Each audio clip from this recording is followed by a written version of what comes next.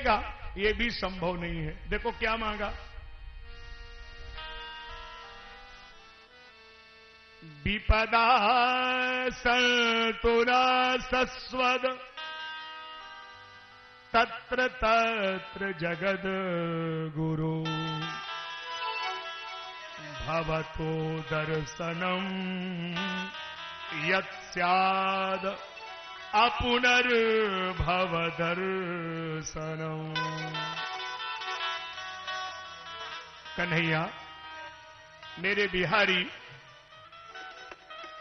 मेरे प्रियतम, विपदा संतुना सस्वद, एक दिन, 2 दिन, 4 दिन नहीं, जब तक मैं जीवित रहूं, मेरी श्वास चले, हमारे ऊपर विपत्ति पर विपत्ति, आपत्ति पर आपत्ति, जितना हो उतना दुख पर दुख पड़ता रहे। ए बुआ भूल गई है क्या, दुनिया सुख मांगता है, तू दुख क्यों मांग रही है? कुंती ने कहा कि मुझे पता है। क्या पता है? सुख में और दुख में एक अंतर है। क्या? जब सुख आता है ना, तो उस सुख में एक बुराई है कि सुख तो आता है लेकिन तुम्हारी याद चली जाती है, और दुख में ये अच्छाई है कि वो जब आता है तो तुम्हारी याद आती है। और फिर एक बात तो देखो ना कन्हैया, ये दुख रहने के लिए थोड़ी आता है। ये दुख कोई ऐसा तो नहीं है कि वो हमेशा ही बना रहेगा, ये तो नियम है ना। स्वामी पथिक जी महाराज कहा करते थे, जब दुख नहीं, जब सुख नहीं रह पाया है तो दुख कहां रह पाएगा। आना जाना नियम जगत का, जो आया सो जाएगा। आना जाना नियम जगत का, जो आया सो जाएगा। आना जाना नियम जगत का, जो आया सो जाएगा। आना जाना नियम जगत का, जो आया सो जाएगा। जीवन पथ पर चलने वाले आगे कदम बढ़ाना, जीवन पथ पर चलने वाले आगे कदम बढ़ाना। दुख में ना घबराना प्यारे, दुख में ना घबराना, दुख में ना घबराना प्यारे, दुख में ना घबराना। दुख में ना घबराना प्यारे, दुख में ना घबराना। दुख में ना घबराना प्यारे, दुख में ना घबराना।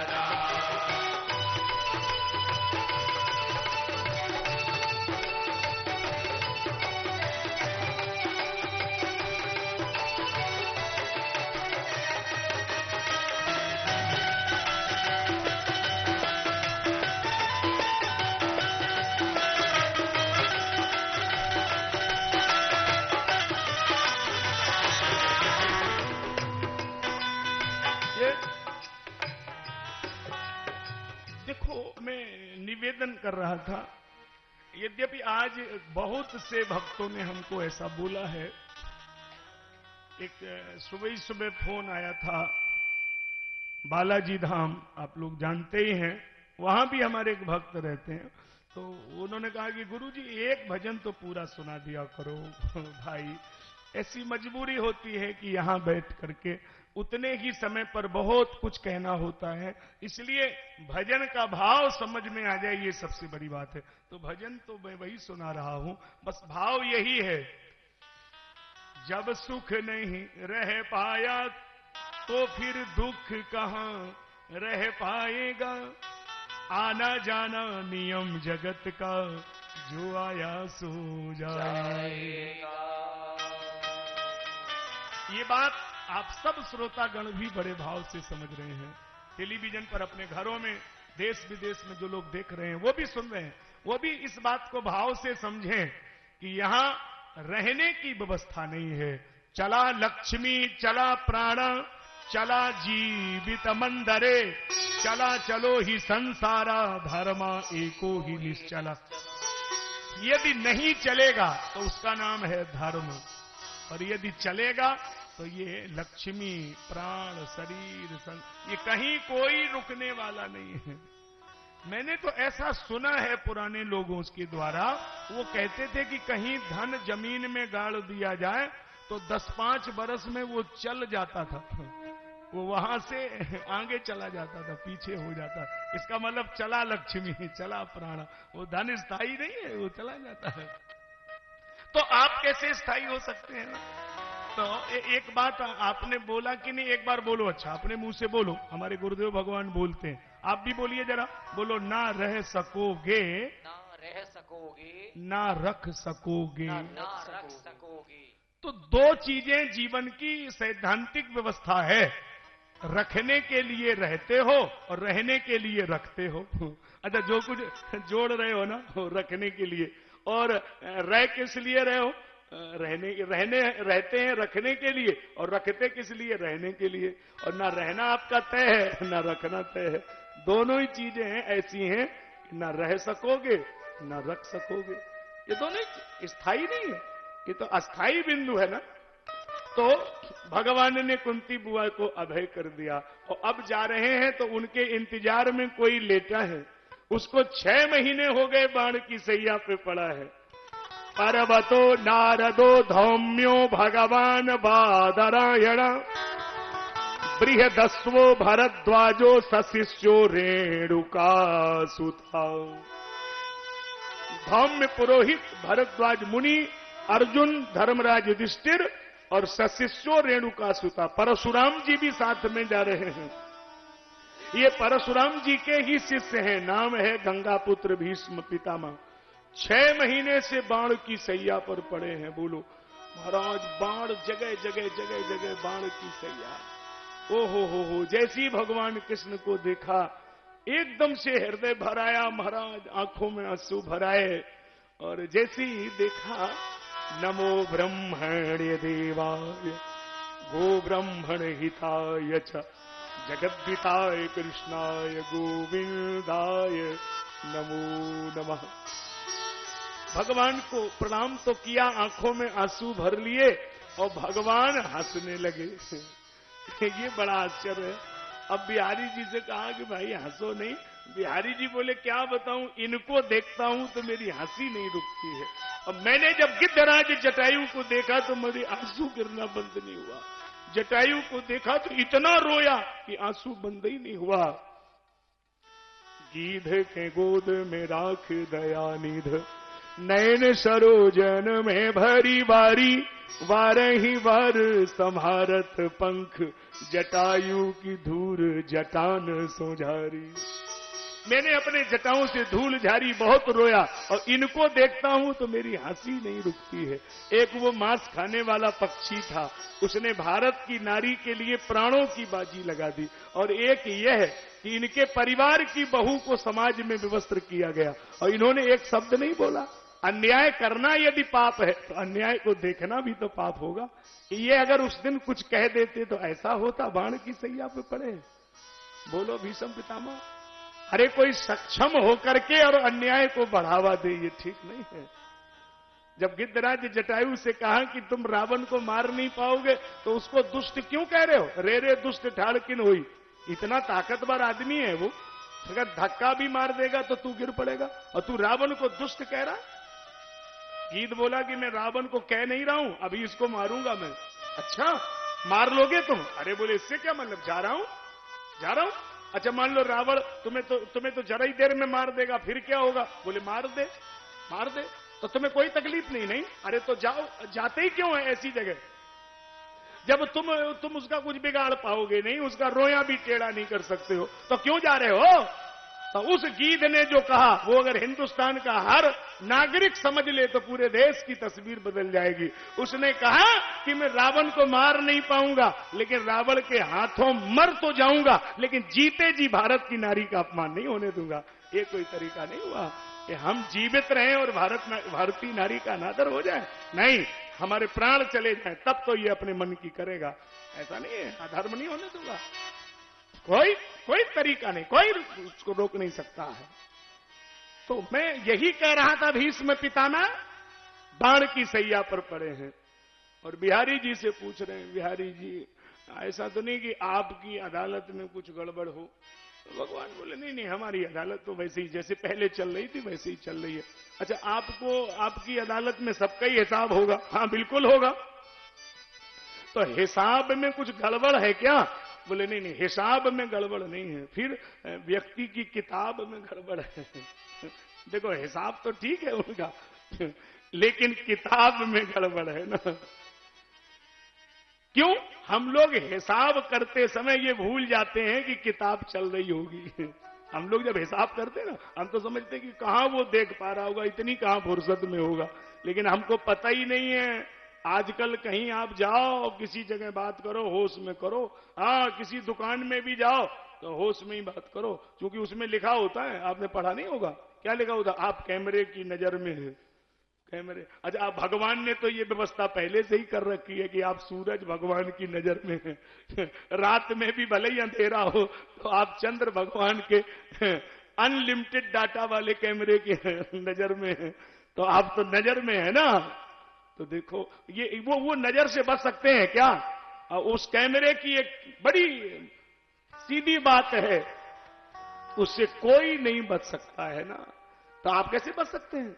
भीष्म पितामह ने कहा कि जैसे मेरे को पिछले 100 जन्म की याद है, 100 जन्म पहले क्या था, फिर क्या था, फिर क्या था, फिर क्या किया, फिर क्या किया। अच्छा, और 100 जन्मों की लिस्ट में एक भी अपराध हमारे नाम दर्ज नहीं, कोई पाप नहीं, कोई अधर्म नहीं, कोई अन्याय नहीं। तो फिर ये बाण की सैया पे क्यों डाला गया हमको? ये तो हमारे समझ में नहीं आ रहा। अरे भाई, जब 100 जन्म जिस आदमी ने पाप नहीं किया हो उसको आप ऐसा क्यों कर रहे हैं? तो भगवान जी के पास में तुम्हारा ऐसा वो पूरा गूगल तो बहुत छोटा, उनके पास तो और कोई बड़ा होगा ना, गूगल से भी बड़ा होगा। तो वो उन्होंने उसी पे सर्च किया तो पुराना फाइल निकल आया भीष्म पितामह का। उसमें लिखा था कि देखो 100 जन्म पुराना रिकॉर्ड देखो। आप एक राजा के राजकुमार थे, एक सांप जा रहा था, आपने बाण मारा तो वो मरा नहीं, उठा के फेंक दिया तो कांटों पे गिरा, 6 महीने तड़प तड़प के मर गया। वो पिछले वाली सजा आज आपको दी गई। भीष्म पितामह ने कहा कि ये तो हम नहीं मानेंगे। तो क्यों नहीं मानेंगे भाई? बोले जब 100 जन्म पहले किया तो सजा आज क्यों मिली? अरे भाई, बीच में मिलना चाहिए, ये क्या बात है? भगवान बोले देखो भीष्म पितामह, हमारी अदालत में बस एक गड़बड़ है। हमारे यहाँ civil court, high court, supreme court नहीं है, तो जज हम अकेले हैं, तो फाइल में देर कितनी भी हो जाए लेकिन अंधेर का सवाल नहीं है, बस इतना ही गड़बड़ है।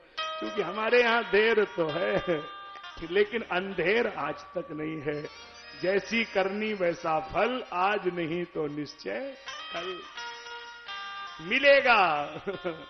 सुनो सुनो ये दुनिया वालों, बात फतेह की बताता, मेरे मालिक की दुकान में है सबका जीवन खाता।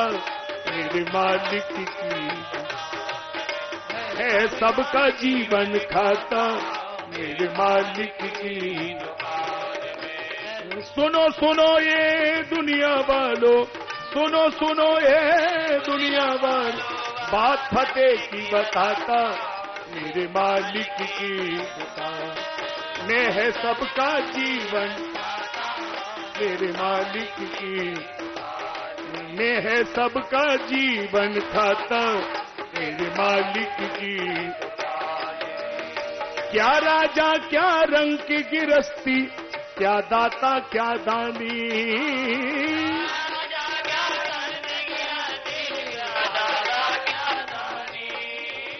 क्या राजा क्या रंग की गिरस्ती, क्या दाता क्या दानी।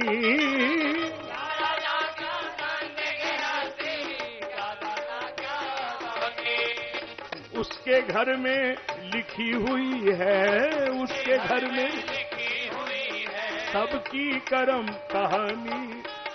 उसके घर में लिखी हुई है सबकी कर्म कहानी।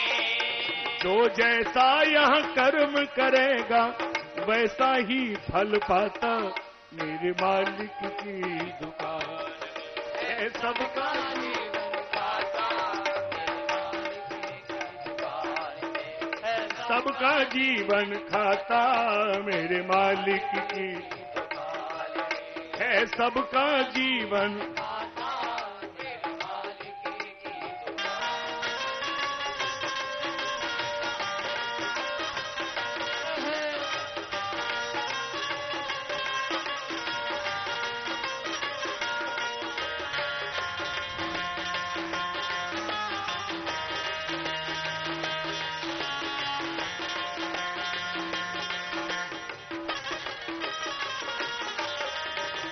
अच्छे कर्म करो इस जग में, कर्म न करियो काला।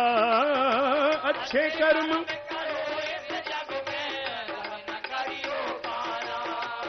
अच्छे कर्म करो इस जग में, कर्म न करियो काला।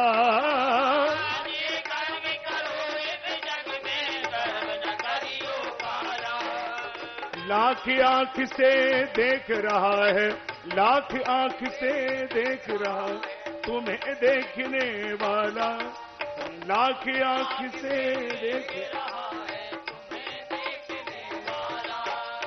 पुण्य की नैया पार लगाता, पुण्य की नैया पार लगाता, पाप की नाव डुबाता मेरे मालिक की। सबका जीवन खाता मेरे मालिक की दुकान में है, सबका जीवन खाता मेरे मालिक की दुकान में।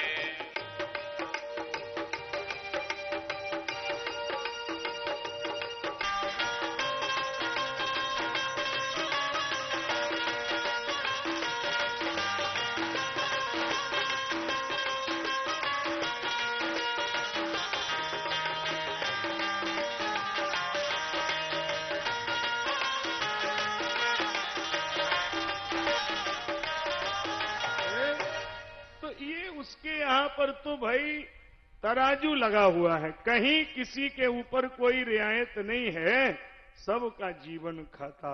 वो देख रहा है आप कहाँ हैं, कैसे हैं, लेकिन उसकी कैमरे की नजर में है। इसलिए हर समय पर दूसरे का इतिहास सुना करो, लेकिन अपने इतिहास का मूल्यांकन किया करो। ये बात एक नई सी हम आपसे कह रहे हैं औरैया वालों। दूसरे का इतिहास इसलिए हम आपको नहीं सुना रहे कि आप सुन लो घर चले जाओ। अपने इतिहास का मूल्यांकन करो, ये हमारे जीवन में कौन सा पाठ हो रहा है। द्रौपदी ने कौन सा पाठ किया जो उसका नाम इसमें लिखा हुआ है। कौन सा पाठ उत्तरा के द्वारा हुआ जिसका नाम पुराण में लिखा है। कौन सा पाठ कुंती ने किया जो नाम लिखा है। तो आपके जीवन में भी कौन सा पाठ होगा तो इतिहास आपका भी लिखा जाएगा।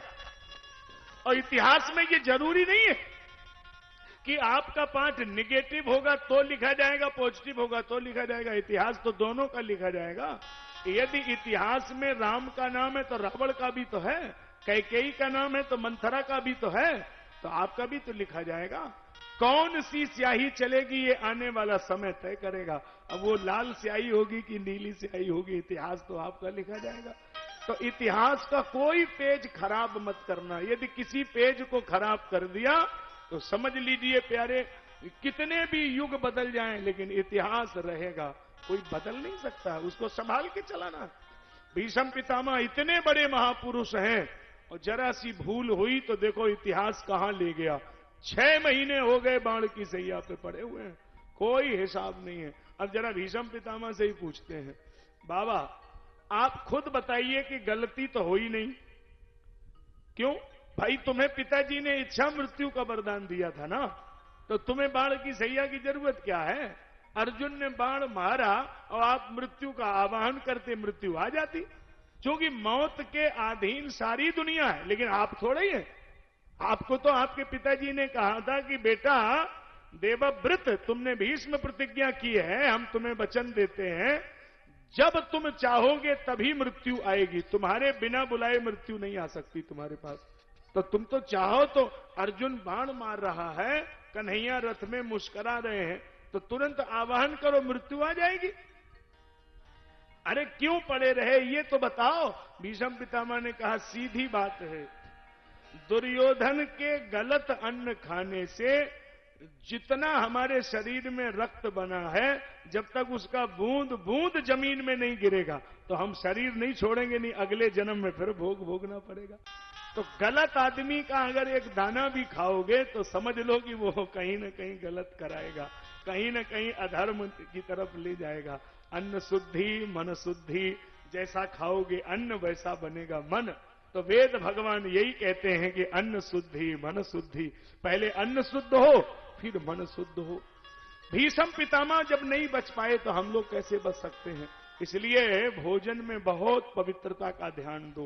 प्रायः हम लोग यम नियम पढ़ लेते हैं और यम नियम का ध्यान नहीं देते, आसन प्राणायाम पढ़ लेते हैं। बहुत लोग आसन भी लगाते, प्राणायाम करते।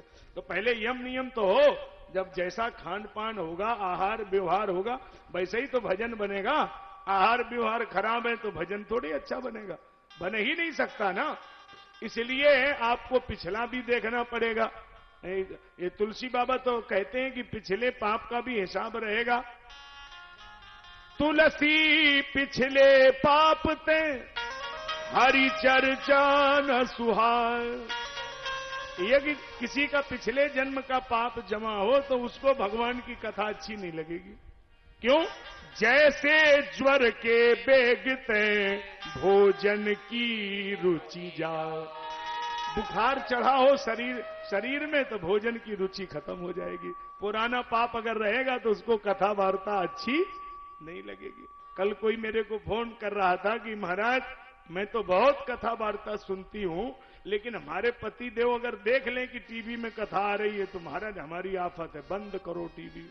उनको इतना कथा से एलर्जी है कि वो कहते हैं कथा प्रवचन बिल्कुल नहीं।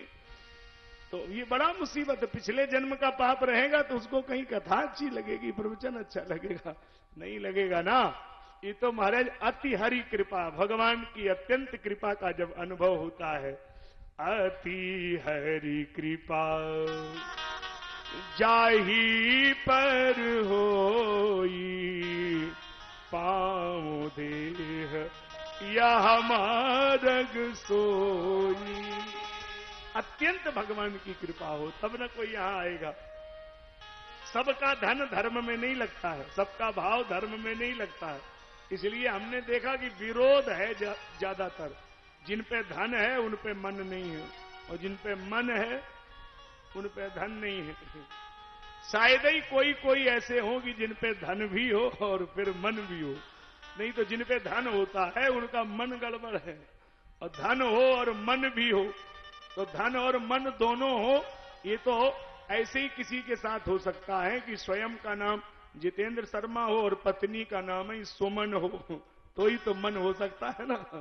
नहीं तो धन होता है, मन नहीं होता है। ये जब हमारे पास आए तो हमसे इन्होंने बताया कि महाराज जी कथा आपको करनी है, हमको सुनानी है। तो हमने कहा कैसे सुनेंगे भाई, विचार तो करना पड़ेगा। तो जब नाम बताया तो हम समझ गए कि जब पत्नी का नाम ही सुमन है, सुंदर मन है, तो जब सुंदर मन होगा तो धन धर्म में लगेगा, और मन सुंदर नहीं होगा तो वो धन अधर्म में लगेगा। तो कमाना बहुत छोटी बात है, लेकिन खर्च करना ये बहुत बड़ी बात है। सब थोड़ी, सबका मन नहीं होता। बहुत कम लोग होते हैं जिनका धन भी जिन्हें भगवान देता है और मन भी देता है। ऐसे कम लोग देखने को मिलते हैं। और यह शहर में तो खैर ऐसे हजारों लोग हैं, बहुत धर्म के कार्यों में लगे रहते हैं। हमारे बड़े आत्मीय स्नेही हैं भाई शिवनाथ वर्मा जी, देखो मेरे सामने बैठे। हर मंदिर में कथा में हम प्रायः देखते रहते हैं कि महाराज कुछ करते रहते हैं। स्वामी शंकरानंद जी महाराज देखो साधु वेश में है, लेकिन अपनी आधी पेंशन तनख्वाह सब अभी भी लगाते रहते हैं। कहते हैं कि धर्म में लग जाए, और कहीं किसी के यहाँ प्रवचन करने जाएंगे तो कह देंगे कि भाई तुम पे ना हो तो हम ही दे देंगे, तुम तो कथा सुनो बस। और अपना पैसा रखते नहीं अपने पास। तो ये क्या है? इसका मतलब यही है कि देखो कहीं न कहीं जीवन में जब त्याग का भाव आएगा तो परमात्मा की कृपा का अनुभव होगा।